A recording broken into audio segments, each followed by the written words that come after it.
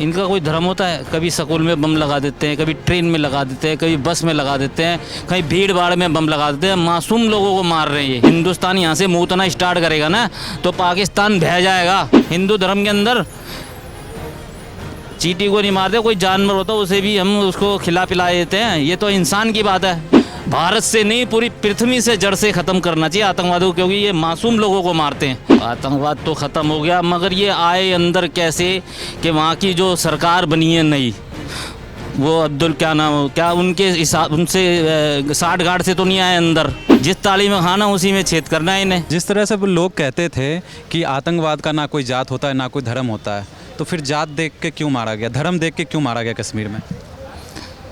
देखो, जो आपने बात बोली वो सही बात है। आतंकवाद का कोई धर्म नहीं होता। ये इनका कोई धर्म होता है? कभी स्कूल में बम लगा देते हैं, कभी ट्रेन में लगा देते हैं, कभी बस में लगा देते हैं, कहीं भीड़ भाड़ में बम लगा देते हैं, मासूम लोगों को मार रहे हैं ये। अब भैया ने बोला ना अभी कि आओ आमने सामने, आ जाओ आमने सामने। मैं यहाँ से कितनी करोड़ की पाकिस्तान, अगर यहाँ हिंदुस्तान यहाँ से मूतना स्टार्ट करेगा ना तो पाकिस्तान बह जाएगा। मगर क्या है, एक जो है ना हिंदुस्तान के लोग जो है ना, हिंदू जो है ना वो होता है नहीं नॉर्मल, वो होता है कि किसी को भी मारना। हम तो चींटी को भी नहीं मारते हिंदू धर्म के अंदर, चींटी को नहीं मारते, कोई जानवर होता है उसे भी हम उसको खिला पिला देते हैं। ये तो इंसान की बात है। मगर जो आतंकवाद होता है ना उसका कोई धर्म नहीं होता।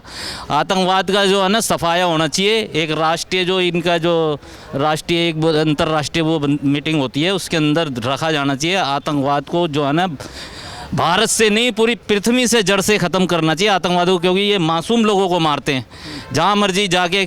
अभी ये कल परसों कश्मीर के अंदर पैंठे उतार के देख के मार रहे। क्या देख रहे हैं ये? क्योंकि एक ही मजहब के होते हैं आतंकवादी, दूसरे मजहब का तो है ही नहीं। बता दो कोई अगर है तो मेरे को, या हिंदू का हो या क्रिश्चियन का हो, सरदार का हो या किसी अंग्रेज़ का हो, ये एक ही धर्म का आतंकवाद ज़्यादा निकलता है, किसी का नहीं निकलता। मगर फिर भी ये लोग पता नहीं मानते नहीं है। भारत सरकार तो कहते थे कि 370 हटाने के बाद कहीं ना कहीं कश्मीर से आतंकवाद खत्म हो जाएगा, लेकिन ऐसी घटना देख के तो नहीं लगता कभी भी कश्मीर से आतंकवाद खत्म होने वाला है। आतंकवाद तो ख़त्म हो गया, मगर ये आए अंदर कैसे कि वहाँ की जो सरकार बनी है नई, वो अब्दुल क्या नाम, क्या उनके हिसाब उनसे 60 गार्ड से तो नहीं आए अंदर।